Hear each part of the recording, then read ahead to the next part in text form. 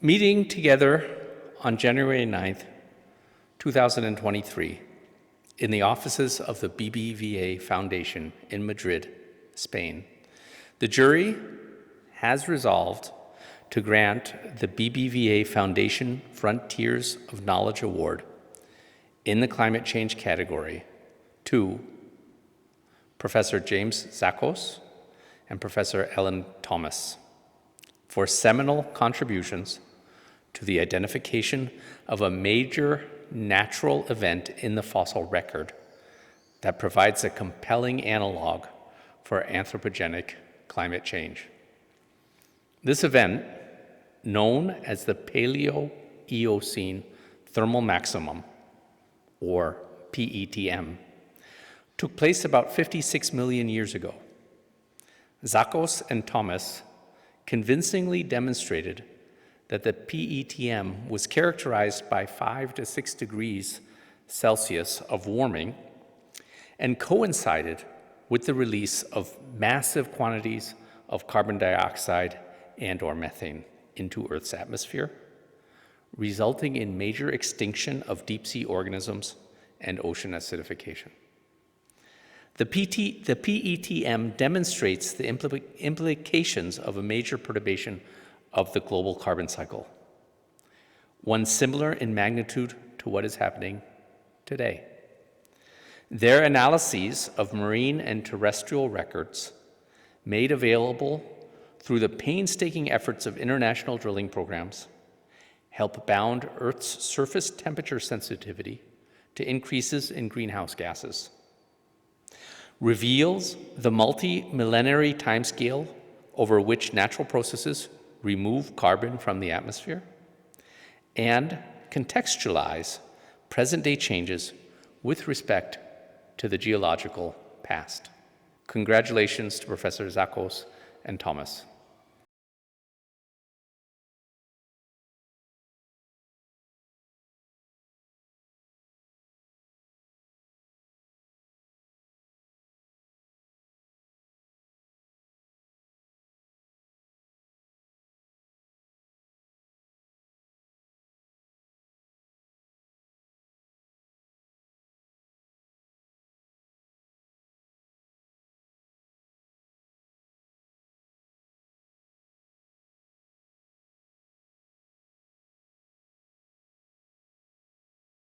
Professor Zakos, you're receiving this award together with Ellen Thomas for your role in the identification of the Paleocene thermal maximum. Could you explain what your specific contribution has been to this discovery and why it has been so important to the field of climate change science? Well, Ellen Thomas and I were among the first people to discover the PETM, or the Paleocene-Eocene thermal maximum. And so we saw a unique opportunity to actually reconstruct aspects of the event in terms of the global climate response, as well as the perturbation to the carbon cycle. Ellen and I have complementary skills. She's an expert in marine micropaleontology, and I am skilled in isotope geochemistry. And so we combined our skills to begin reconstructing details of the main features of the PETM, the scale of global warming, and the scale of the carbon cycle.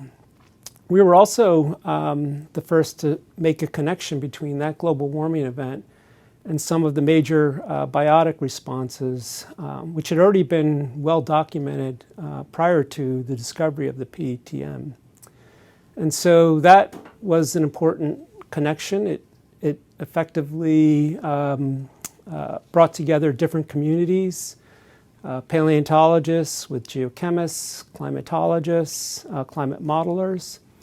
And part of the reason is that the PETM was clearly a natural greenhouse experiment, a global warming event that could serve as a case study for testing theory on climate sensitivity, on carbon cycle feedbacks. And so that was sort of the key aspect of the PETM that is relevant to thinking about the impacts of future increases in greenhouse gas levels and global warming. What lessons can we learn from this past natural warming event, which took place 56 million years ago, in order to better understand and confront the current climate change provoked by human activity? Well, there are probably two key aspects of the PETM that have direct relevance to thinking about future global warming and the impacts on civilization.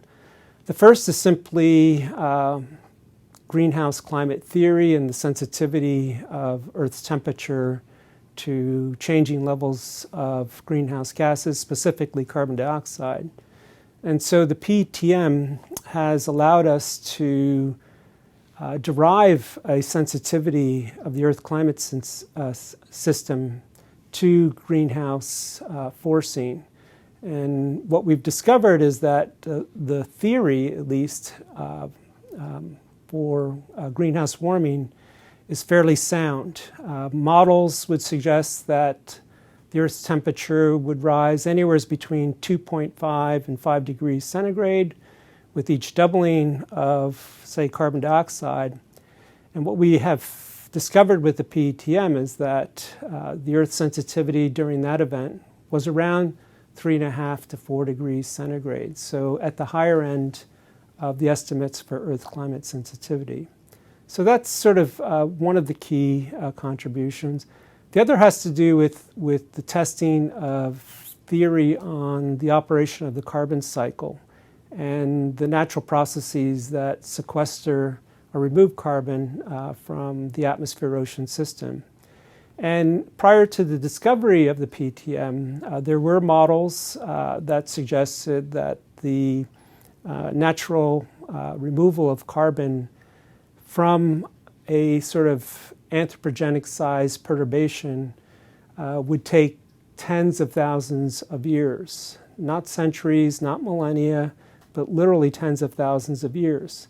And until we discovered the PETM, we couldn't test that theory. And so with the constraints we have on the carbon cycle, the initial perturbation, the recovery, it appears that that theory is also sound, that the emissions of carbon, anthropogenic carbon to the atmosphere, the removal process will take tens of thousands of years, certainly through natural processes, to remove that carbon, to lower atmospheric CO2 levels to, say, pre-industrial. And so this is also an important contribution. Again, another way to test the theory on the carbon cycle. The PETM provoked an extreme 5 to 6 degrees warming. Could we be heading towards such a scenario in the future if we do not reduce greenhouse emissions? And what could this signify for the future of humanity? We could certainly generate enough greenhouse carbon to get the kind of warming that we see for the PETM, 5 degrees. And that would take a significant amount of carbon emissions. We could prevent that by reducing carbon emissions, switching to renewable energies, which we are doing in a big way now. And so there is time to actually slow the rate of rise in atmospheric CO2 levels to minimize global warming. Probably keep global warming to 2, maybe 3 degrees, but not get to the levels that we see for the PETM.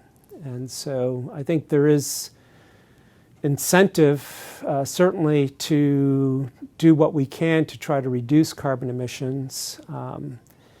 The sooner the better. The longer we take, the more difficult it will be to keep carbon dioxide levels below those that would give us 4 or 5 degrees of global warming. Are we still in time to prevent the potentially catastrophic damage of current climate change, or are certain impacts already unavoidable? There are certain impacts that are probably unavoidable. I think we're already committed to 1 meter or 2 of sea level rise. Even if we were to reverse or reduce carbon emissions immediately. But we still have the opportunity to prevent the worst case scenarios where if we were to continue with business as usual, allow carbon emissions to continue to rise at the rates they have been for, say, the past several decades, then we're starting to talk about sea level rise on the order of 10 to 15 meters. And so I think there is an opportunity to avoid the worst case scenarios for greenhouse global warming. Given everything you have discovered about the impacts of climate change in the Earth's past, what message would you wish to convey to global leaders about the importance and urgency of acting to stop current anthropogenic global warming? Well, I think one of the most important aspects of the PETM that has relevance to society is the evidence for changes in the hydrologic cycle, a shift toward more intense periods of drought, interspersed with periods of wetness, heavy precipitation events. So the hydrologic cycle moves into a more variable mode. And this has potential consequences for how we plan in the future for agriculture, for dealing with issues like floods and so forth. And so as we are starting to build out infrastructure for the future, it's important to actually use the climate science to forecast for the changes in climates regionally in the process of planning. And so that would be probably the first message. The second has to do with just simply reducing carbon emissions and transitioning to renewable energies. We have the technology, we certainly have the ability to make this transition. It's more about the political will and the economics of transitioning to renewable energies and reducing carbon emissions.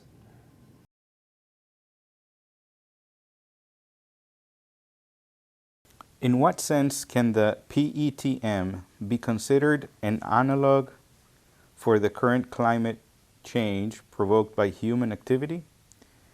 What can we learn from these extreme events of the past in order to understand and confront today's global warming?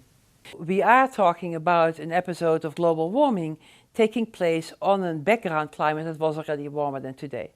So this is not a perfect analog. However, what we can learn is actually what went on Earth in a period of rapid global warming in the past. We can try and model for the future, but that is modeling, it's not observation. And so there are many things changing with the emission of greenhouse gases. Global warming is just one of the effects. As we now already starting to see in our present-day world, there are many different effects. We're not just talking about a warming planet. We are looking at changes in sea level, rising sea levels. We are looking at ocean acidification. We are looking at the effects of this warming and sea level rise and ocean acidification on organisms living on land and in the oceans. And so we're seeing organisms migrating from lower latitudes to higher latitudes as the world warms. We're seeing plants migrating. Plants, of course, cannot move, but we can have seeds coming out in different latitudes as their parental trees were living. And we see, for instance, in the United States, that vegetation typical for the Gulf Coast was moving northward into Wyoming and Montana. And so what we can see actually is an example of the effects of climate change as more or less things we hadn't thought about beforehand. Things that we couldn't ask our computers to model because we didn't know the right questions to ask. As an example, for instance, we are now seeing with global warming the effects of a changing hydrological cycle. We have more evaporation and we get more and more severe precipitation, rainfall in some areas, whereas other areas get drier.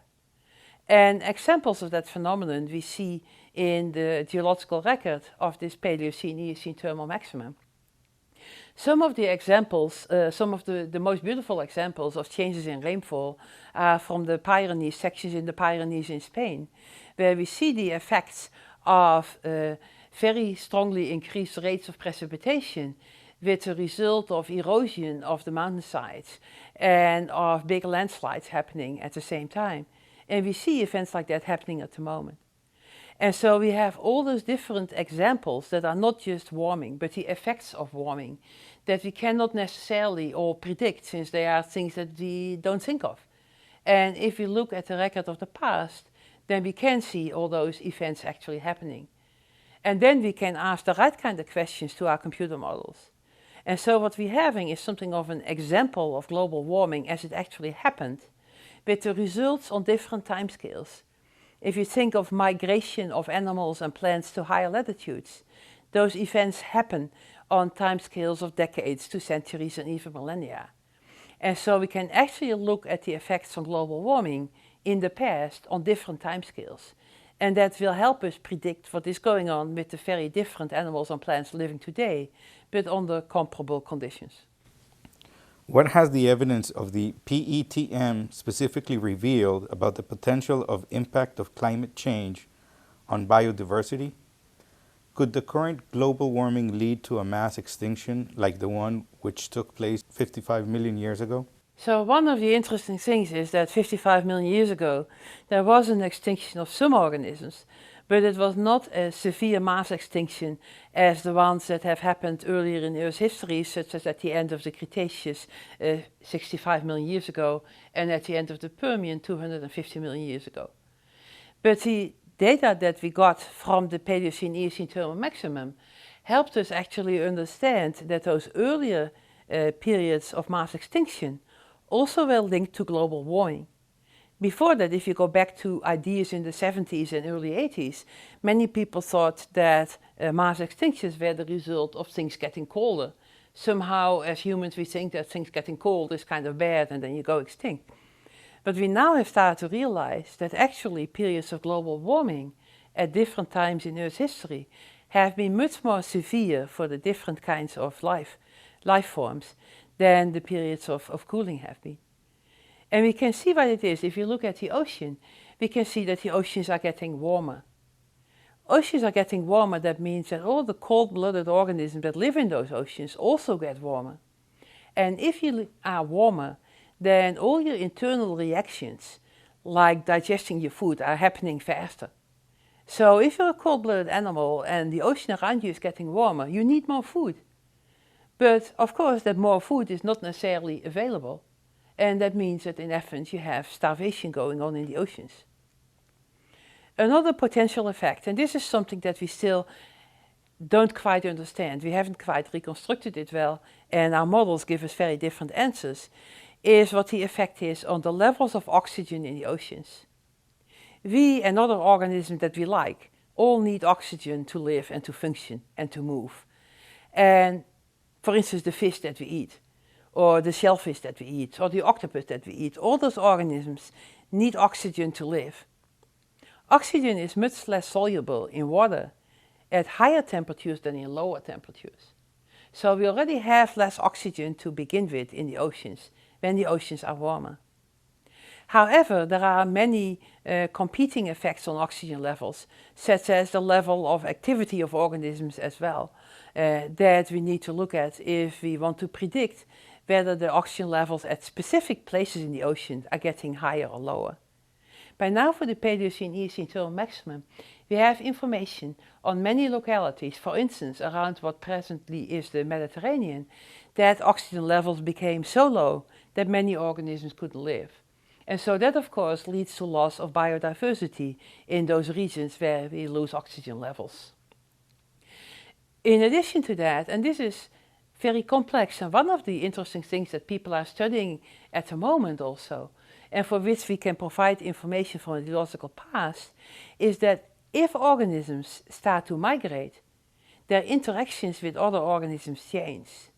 And you can easily see that, since if you are a plant, then you can move only slowly over generations, whereas animals can walk. And so as we see different organisms start to move to higher latitudes at different speeds, the interactions between those organisms change. And that means that whole ecological system changes. For us as humans, this is very important because in many regions of the world, populations rely on protein from fishing in the oceans. And so if the available proteins from fishing in the oceans is going to decline rapidly, then that is going to have severe effects for human beings. And we already know that at the moment, with our present levels of global warming, such organisms as corals and coral reefs are being severely affected by a combination of global warming and such things as ocean acidification. And if we look at ecosystems in the oceans at low latitudes, then we see that coral reefs are actually the builders of their own environment. And so if we affect coral reefs negatively, then the whole ecosystem, including the organisms that many people rely on to eat, are going to be adversely affected as well. And so those complex reactions by ecosystems are extremely difficult to predict. And from using the fossil record, we can get an example of the kind of interactions between organisms and ecosystems and the effect on global biodiversity that we get as the result of greenhouse gas emissions, which result in global warming and other environmental effects, including changes in the water cycle and changes in the acidity levels of the oceans.